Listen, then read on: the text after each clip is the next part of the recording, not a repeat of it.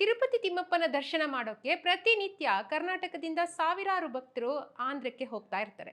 ಇಂಥ ಭಕ್ತರಿಗೆ ಮತ್ತು ಕರ್ನಾಟಕದ ಜನಪ್ರತಿನಿಧಿಗಳಿಗೆ ಸಿಎಂ ಡಿ.ಕೆ. ಶಿವಕುಮಾರ್ ಅವರು ಇತ್ತೀಚೆಗೆ ಒಂದು ಭರ್ಜರಿಯಾಗಿ ಗುಡ್ ನ್ಯೂಸ್ ಕೊಟ್ಟಿದ್ರು.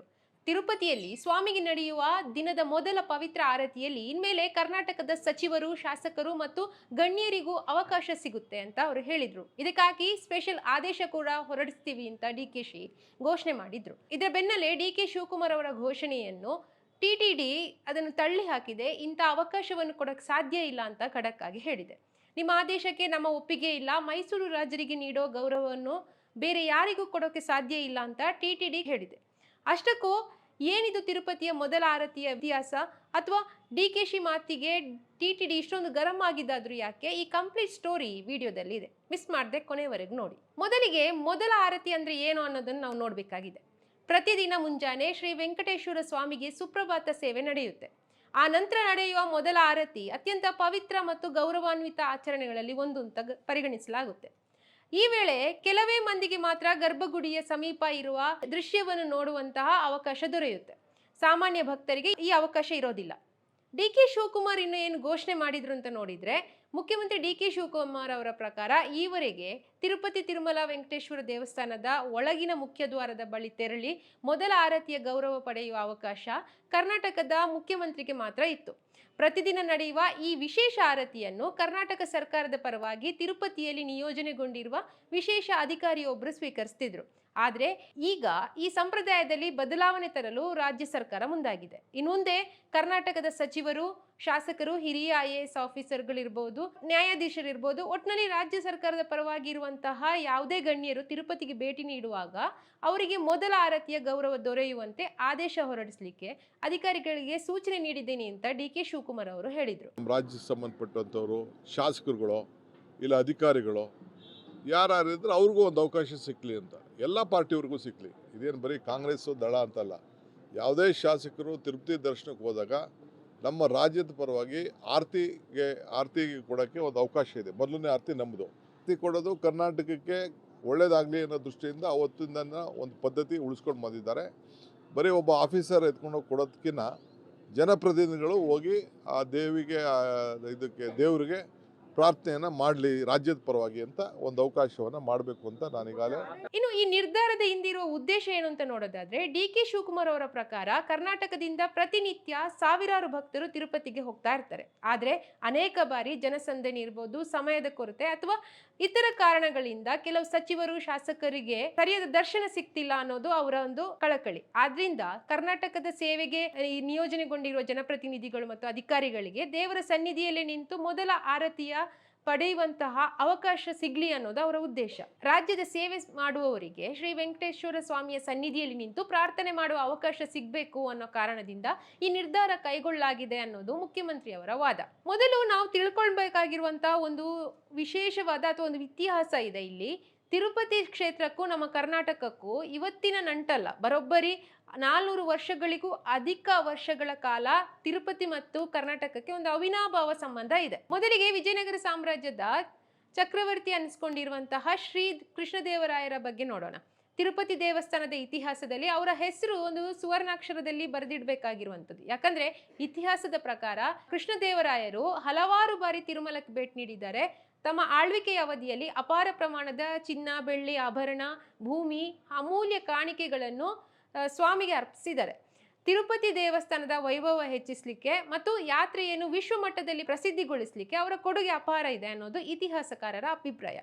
ಇದಾದ ಬಳಿಕ ಬರುತ್ತೆ ಮೈಸೂರು ಒಡೆಯರ ರಾಜವಂಶದ ಕೊಡುಗೆ. ಅಂದರೆ ತಿರುಪತಿ ತಿಮ್ಮಪ್ಪನ ಗರ್ಭಗುಡಿಯೊಳಗಡೆ ಸದಾ ಬೆಳಗುತ್ತಾ ಇರುವ 3 ಪವಿತ್ರ ದೀಪಗಳಿವೆ. ಅವುಗಳೇ ಬ್ರಹ್ಮದೀಪ ಇರ್ಬೋದು, ಮಹಾರಾಜ ದೀಪ ಮತ್ತು ಅಖಂಡ ದೀಪ. ಈ ದೀಪಗಳು ನಿರಂತರವಾಗಿ ಬೆಳಗಲು ಅಂದಿನ ಮೈಸೂರು ಮಹಾರಾಜರು ಪ್ರತಿನಿತ್ಯ 5 kg ಪರಿಶುದ್ಧವಾದ ತುಪ್ಪವನ್ನು ಕಾಣಿಕೆಯಾಗಿ ನೀಡುವ ಸಂಪ್ರದಾಯ ಮತ್ತು ಒಂದು ಐತಿಹಾಸಿಕ ಒಪ್ಪಂದವನ್ನು ಅವ್ರು ಮಾಡ್ಕೊಳ್ತಾರೆ. ಮಹಾರಾಜರ ಈ ಅಪಾರ ಭಕ್ತಿ ಮತ್ತು ಕೊಡುಗೆಗೆ ಪ್ರತಿಯಾಗಿ ಟಿಟಿಡಿ ಮಂಡಳಿ ಏನು ಮಾಡುತ್ತೆ ಅಂದರೆ, ಪ್ರತಿದಿನ ಬೆಳಗ್ಗೆ ವೆಂಕಟೇಶ್ವರ ಸ್ವಾಮಿಗೆ ಬೆಳಗುವ ಅತ್ಯಂತ ಪವಿತ್ರ ಮೊದಲ ಆರತಿಯ ವಿಶೇಷ ಗೌರವವನ್ನು ಮೈಸೂರು ಸಂಸ್ಥಾನಕ್ಕೆ ಅಂದರೆ ನಮ್ಮ ಕರ್ನಾಟಕಕ್ಕೆ ನೀಡ್ತಾ ಬಂದಿದೆ. ಸದ್ಯಕ್ಕೆ ಕರ್ನಾಟಕ ಸರ್ಕಾರದ ವತಿಯಿಂದ ನಿಯೋಜನೆಗೊಂಡಿರುವ ಒಬ್ಬರೇ ಒಬ್ಬ ವಿಶೇಷ ಅಧಿಕಾರಿ ಅಲ್ಲಿ ಹಾಜರಿದ್ದು ರಾಜ್ಯದ ಪರವಾಗಿ ಆ ಪ್ರಸಾದ ಮತ್ತು ಗೌರವವನ್ನು ಸ್ವೀಕರಿಸ್ತಾರೆ.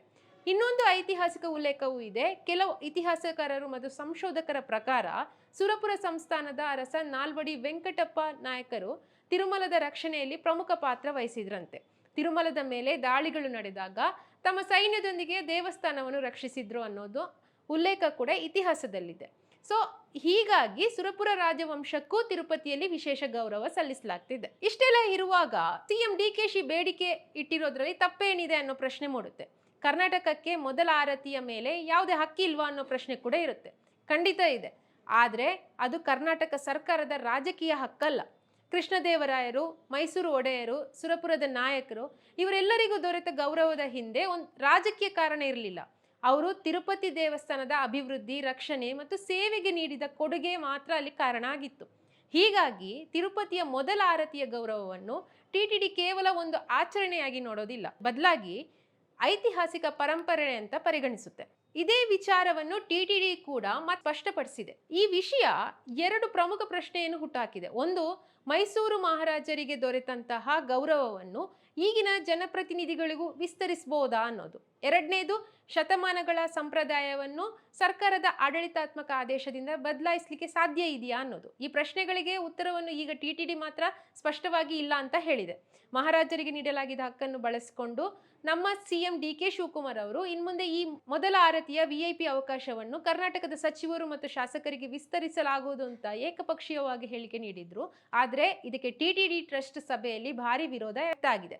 ಟಿಟಿಡಿ ಸದಸ್ಯರಾದ ಜಿ ಭಾನುಪ್ರಕಾಶ್ ರೆಡ್ಡಿ ಅವರು ಈ ಬಗ್ಗೆ ಅತ್ಯಂತ ಕಠಿಣ ಶಬ್ದಗಳಲ್ಲಿ ಒಂದು ಸ್ಪಷ್ಟನೆ ನೀಡಿದ್ದಾರೆ. ತಿರುಮಲಕ್ಕೆ ಮೈಸೂರು ಮಹಾರಾಜರು ಕೊಟ್ಟಿರುವಂತಹ ಕೊಡುಗೆ ಮತ್ತು ದಾನ ಧರ್ಮಗಳಿಗೆ ಪ್ರತಿಯಾಗಿ ಆ ಗೌರವವನ್ನು ನೀಡಲಾಗ್ತಿದೆ. ಅದನ್ನು ಕೇವಲ ಅಧಿಕೃತ ಪ್ರತಿನಿಧಿಗಳಿಗೆ ಮಾತ್ರ ವರ್ಗಾಯಿಸಲು ಸಾಧ್ಯ. ಕರ್ನಾಟಕ ಸರ್ಕಾರ ಶಿಫಾರಸು ಮಾಡಿದ್ರೂ ಕೂಡ ಇದನ್ನು ಬೇರೆ ಯಾವ ರಾಜಕಾರಣಿಗಳಿಗೂ ಸಚಿವರಿಗೂ ವಿಸ್ತರಿಸಲಿಕ್ಕೆ ಸಾಧ್ಯ ಇಲ್ಲ ಅಂತ ಕಟುವಾಗಿಯೇ ಹೇಳಿದೆ ಅಂತಾನೆ ಹೇಳ್ಬೋದು. కర్ణాటక ముఖ్యమంత్రి డికే శివకుమార్ గారు నిన్న ఒక స్టేట్మెంట్ ఇచ్చారు. తిరుమలలో నిత్య హారతుల్లో ఎమ్మెల్యేలని, మంత్రుల్ని, ఇంకా అధికారుల్ని నేను దాంట్లో దర్శనం కలిగించే భాగ్యం కల్పిస్తామని చెప్పి, అయ్యా ఇది మైసూరు మహారాజుకి ఇచ్చినటువంటి గౌరవార్థం, రాజకీయ నాయకుల కోసం కాదు. అది ముఖ్యంగా మీరు గుర్తుపెట్టుకోవాలి. దీన్ని రాజకీయ క్షేత్రంగా చేయొద్దండి డికే శివకుమార్ గారు. ఇది ఇక్కడున్నటువంటి సాంప్రదాయాలు ఆ రోజు మైసూర్ మహారాజుకి గౌరవార్థం ఇచ్చినటువంటి సాంప్రదాయాలు. ఇదేదో రాజకీయ నాయకుల్ని మెప్పించడానికి వాళ్ళని మీరు ఇలా వెనకేసుకురావడం ఇది మంచిది కాదు. ఖచ్చితంగా రేపు జరగబో ధర్మకర్తల మండలి సమావేశంలో దీని మీద నేను చర్చిస్తాను. ఖచ్చితంగా ఇలాంటి సాంప్రదాయాల్ని తిరుమల తిరుపతి దేవస్థానాలు ఒప్పుకునే ప్రసక్తే లేదు. ఇది ఆధ్యాత్మిక క్షేత్రం, డీకే శివకుమార్ క్షేత్రం కాదు. తిరుమల తిరుపతి దేవస్థానాలు డీకే శివకుమార్ చెప్పినట్టు వినే ప్రసక్తి లేదు ఇక్కడ మాకు. ఆయన ఇష్టానుసారంగా కొన్ని పరిస్థితులు అధ్యయనం చేసి మాట్లాడకుండా ఇష్టానుసారంగా ఆయన పాటికి ఆయన స్టేట్మెంట్ ఇస్తుంటే ఇది మంచిది కాదు. వెంటనే ఆ స్టేట్మెంట్ వెనక్కి తీసుకోవాలని చెప్పి, చెప్పినటువంటి మాటలను వెనక్కి తీసుకోవాలని చెప్పి నేను డిమాండ్ చేస్తున్నాను. ಈ ಎಲ್ಲವೂ ಸೇರಿ ಈಗ ಹೊಸ ವಿವಾದಕ್ಕೆ ಕಾರಣವಾಗಿದೆ. ಇದೀಗ ಮುಂದಿನ ದಿನಗಳಲ್ಲಿ ಕರ್ನಾಟಕ ಸರ್ಕಾರ ಈ ಬಗ್ಗೆ ಯಾವ ನಿರ್ಧಾರ ತಗೊಳ್ಳುತ್ತೆ ಅನ್ನೋದು ಒಂದು ಕುತೂಹಲನೂ ಇದೆ. ಟಿಟಿಡಿ ನಿಲುವಲ್ಲಿ ಯಾವುದೇ ಬದಲಾವಣೆ ಆಗುತ್ತೋ ಇದೆಲ್ಲ ನಾವೀಗ ಇದಕ್ಕೆಲ್ಲ ಉತ್ತರ ಸಿಗ್ಬೇಕಂದ್ರೆ ನಾವು ಅದನ್ನು ಕಾದು ನೋಡಬೇಕಾಗಿದೆ. ಮೈಸೂರು ಮಹಾರಾಜರಿಗೆ ನೀಡಿರುವಂತಹ ಈ ಗೌರವವನ್ನು ಸಚಿವರು ಮತ್ತು ಜನಪ್ರತಿನಿಧಿಗಳಿಗೆ ವಿಸ್ತರಿಸಬೇಕಾ ಅಥವಾ ಶತಮಾನದ ಸಂಪ್ರದಾಯಗಳನ್ನು ಹಾಗೆ ಉಳಿಸ್ಕೋಬೇಕಾ? ಈ ಬಗ್ಗೆ ನಿಮ್ಗೆ ಏನನ್ಸುತ್ತೆ ಅಂತ ಕಮೆಂಟ್ ಮಾಡಿ. ಇಂಥ ಇಂಟ್ರೆಸ್ಟಿಂಗ್ ಸುದ್ದಿಗಳಿಗಾಗಿ the federal Karnataka YouTube channel ಅನ್ನು ಸಬ್ಸ್ಕ್ರೈಬ್ ಮಾಡಿ. ನಮಸ್ಕಾರ.